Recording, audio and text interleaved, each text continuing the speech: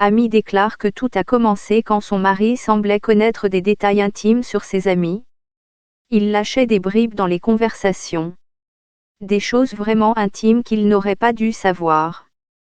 Si je lui demandais comment il savait ces choses, il répondrait que je le lui ai dit et m'accuserait de les avoir oubliées, dit-elle.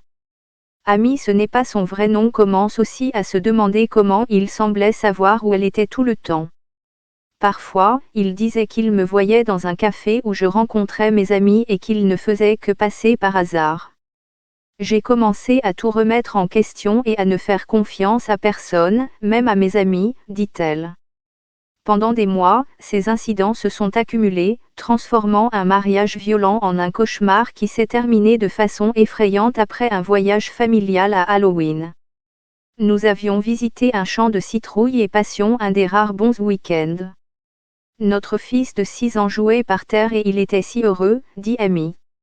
Mon mari m'a passé son téléphone pour me montrer une photo qu'il avait prise à la ferme et en une fraction de seconde, j'ai vu une alerte apparaître sur son écran, le rapport quotidien sur le Mac d'Amy est prêt à être vu.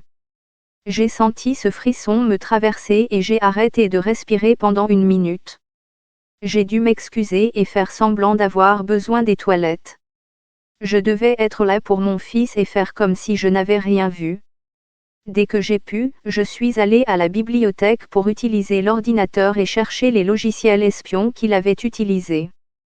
C'est là que tout a pris son sens après des mois à penser que je devenais folle. Stalkerware, aussi connu sous le nom de Spoozware, sont de puissants logiciels de surveillance généralement vendus ouvertement en ligne. Sur un appareil, tous les messages peuvent être lus, l'activité à l'écran enregistrée, les positions GPS suivies et les caméras utilisées pour espionner ce qu'une personne fait. Selon la société de cybersécurité Kaspersky, le nombre de personnes qui ont découvert de tels logiciels sur leurs appareils a augmenté d'au moins 35% au cours de l'année dernière. Les chercheurs de Kaspersky affirment que leurs technologies de protection ont détecté des logiciels de traque sur 37 532 appareils jusqu'à présent cette année. Et David Ham, chercheur principal en sécurité, affirme qu'il ne s'agit là que de la pointe d'un très gros iceberg. La plupart des gens protègent régulièrement un ordinateur portable ou un ordinateur de bureau, peu d'entre eux protègent en fait un appareil mobile, dit-il. Ces informations reviennent des installations de notre produit sur les smartphones, donc ce chiffre ne se rapproche même pas de ce que le total serait. Les conclusions de Kaspersky indiquent que la Russie est le pays avec les plus hauts niveaux d'activité en matière de logiciels harceleurs. L'Inde, le Brésil, les États-Unis et l'Allemagne complètent le top 5, le Royaume-Uni se classe en 8e avec 730 détections. Une autre entreprise de sécurité affirme qu'il existe des mesures pratiques que les gens peuvent prendre s'ils soupçonnent qu'ils sont déjà espionnés. Il est toujours recommandé de vérifier quelles applications se trouvent sur votre téléphone et d'effectuer un scan antivirus si nécessaire, et s'il y a des applications sur votre appareil que vous ne reconnaissez pas, il vaut la peine de rechercher en ligne les critiques et de les supprimer, explique Jack Moore, de EZ. Une fois qu'Amy a réalisé que son ordinateur avait été compromis, elle a développé une profonde méfiance à l'égard de la technologie, qu'elle ne fait que surmonter. Les organismes de bienfaisance affirment qu'il s'agit d'une réaction psychologique courante à un tel traumatisme. Son ex-mari l'espionnait régulièrement dans le microphone de son téléphone et jouait à des jeux d'esprit en répétant des phrases spécifiques qu'elle et ses amis avaient utilisées dans des conversations privées. Cela fait des années qu'elle l'a quitté, mais elle laisse toujours son téléphone verrouillé dans la voiture quand elle voit ses amis. Gemma Twayton, de l'organisme caritatif Safer Place, dit qu'elle voit beaucoup cet effet à long terme dans ces cas. Cela leur fait voir un téléphone ou un ordinateur portable comme une arme, parce que c'est à cela qu'ils l'ont utilisé. La technologie est devenue, dans leur esprit, comme un filet autour d'eux et beaucoup de gens se méfient de l'utilisation d'Internet. Ça a vraiment un impact sur toute ta vie.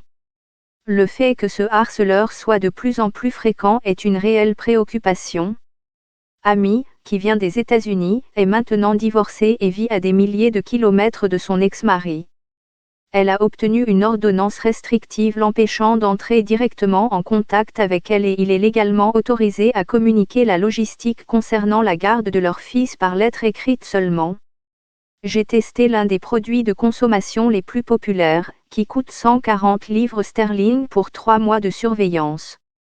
Cela m'a pris environ 1 heure et j'ai utilisé l'assistance en direct 24 heures sur 24 offerte par l'entreprise lorsque j'ai rencontré des problèmes. Les sociétés de logiciels espions font de la publicité pour leurs services en tant que produits de surveillance des employés ou de contrôle parental. Dans de nombreux pays, y compris le Royaume-Uni, l'utilisation de logiciels espions sur un conjoint sans son autorisation est illégale, de sorte que de nombreux sites web des entreprises sont parsemés d'avertissements déconseillant cette pratique. Cependant, certains de ces mêmes sites web proposent des liens vers des articles, apparemment écrits par des associés, qui recommandent le logiciel comme outil d'espionnage pour tromper les épouses et les maris. Lors d'un chat en direct avec l'entreprise dont je testais le produit, je leur ai directement dit « Je veux l'installer sur le téléphone de ma femme, ce sera secret ». Le représentant du service à la clientèle a répondu « L'application commencera à fonctionner en mode furtif juste après l'installation. Je serai ravi de vous aider ». J'ai également téléchargé 5 des meilleurs produits de cybersécurité sur le mobile infecté et j'ai effectué un scan gratuit.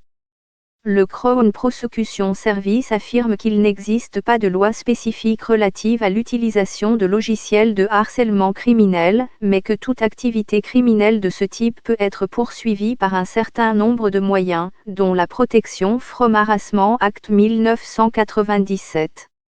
Il y a un clin d'œil quand ils envoient ce petit avertissement qui dit « Nous n'approuvons pas le fait que tu espionnes ta femme ». Mais ils savent ce que font leurs clients. Ce logiciel cause de vrais dommages, conclut-elle.